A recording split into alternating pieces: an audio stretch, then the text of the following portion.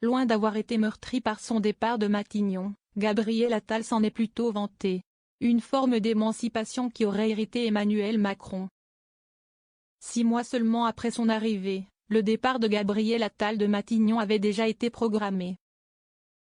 Une situation qui ne l'a aucunement meurtri, comme l'expliquait Le Monde, en juillet dernier.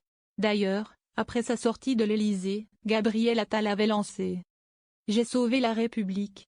Le chef du gouvernement savourait un triomphe personnel, selon le média.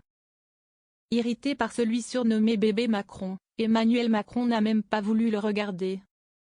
Cela alors que Gabriel Attal annonçait son émancipation de la tutelle du président de la République. Cette dissolution, je ne l'ai pas choisie, mais j'ai choisi de ne pas la subir, annonçait Gabriel Attal depuis le perron de Matignon face caméra. Emmanuel Macron, ces mots à l'encontre de Gabriel Attal. Juillet dernier, la position d'Emmanuel Macron n'avançait que de peu. Une conséquence de la lettre du président aux Français qui n'a pas eu l'effet escompté. Selon Libération, un spectacle désastreux avait lancé le président de la République devant les dirigeants de son camp, le vendredi 12 juillet dernier. Des mots motivés par la colère, lancés en direction de Gabriel Attal. Emmanuel Macron, ses colères contre ses collaborateurs.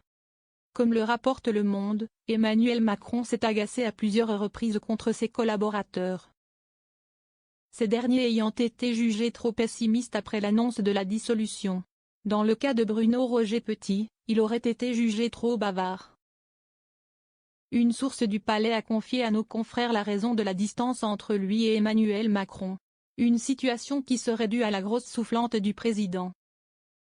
Il a été tout près de la porte, a ajouté une autre source aux médias. Une scène qui rappelle les sermons d'Alexis Kohler, secrétaire général de l'Élysée. En direction du conseiller.